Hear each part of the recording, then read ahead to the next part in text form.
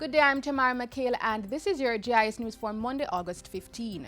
Co-chair of the Economic Program Oversight Committee, Richard Biles, says Jamaica should pass its 13th quarterly review under the Extended Fund Facility with the IMF.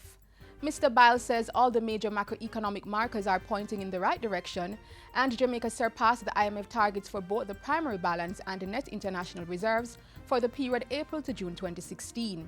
Our reserves stood at approximately 2.3 billion US at the end of June, and the target was 1.8 billion. The primary surplus that we recorded was 26.8 billion, and the target was 11 billion. So we really hit that one out of the ballpark.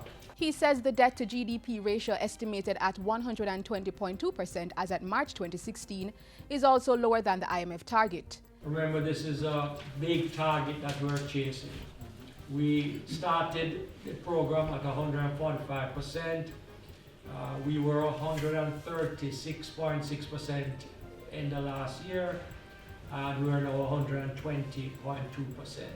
The target for March of this year was 125.1%. So the 120.2 beat the target, and beat the target quite handily. Business and consumer confidence also remains strong, while Stating is meanwhile reporting that inflation at the end of June was 0.9%, bringing the calendar year inflation rate to 0.6%.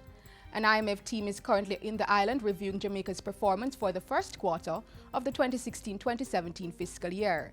EPOC's co-chairman says he expects that to conclude with a positive recommendation to the IMF board. In the meantime, Jamaica's tax revenue continues to perform strongly. For the period April to June, EPOC reports that the country earned $108.3 billion in tax revenues, exceeding the target by 7.8%. Big performers in that tax category was GCT, up 3.9 billion on the target. Company tax up 1.7 billion. Special consumption tax up 0.7 and stamp duty 0.6 billion. The underperformers were few, and they didn't underperform by much. This contributed to revenues and grants for the 3-month period being ahead of budget by $8.4 billion or 7.9%. At the same time, expenditure was $122.7 billion or 8.1% lower than budget. Minister of Industry, Commerce, Agriculture and Fisheries Carl Samuda is urging players in the local egg industry to take advantage of export opportunities. The minister argues that if producers are able to have a sustained and reliable output and stable prices, it will allow for better business planning. He adds that the hospitality sector, being a major consumer, is also an opportunity for the eggs producing industry to expand and further maintain consistency. The local industry consists of some 600 large-size farmers. If those 600 are really to expand and grow, they have to look not only at expanding their relationship with the export sector, which is the tourism sector, but they must look to using the opportunities that will flow from there to expand production and go out into the Caribbean and market the product. Minister Samuda was speaking at a breakfast meeting at the Terra Nova All Suite Hotel on Friday. It's part of a campaign to increase local egg consumption.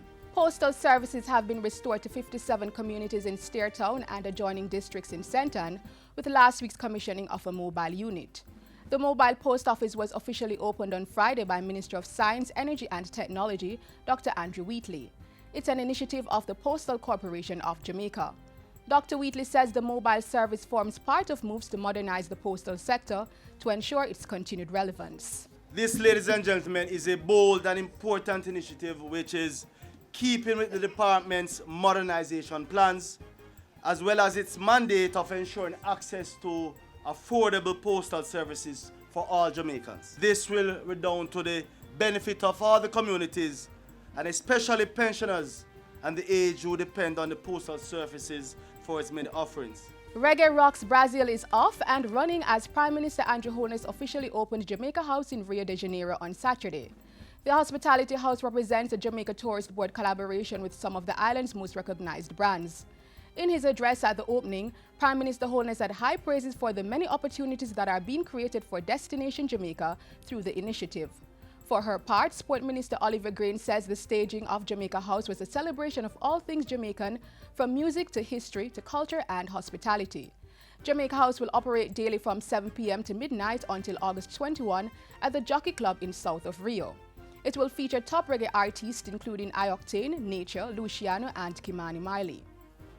And finally, the Sport Minister is congratulating the nation's athletes on their Olympic accomplishments over the weekend.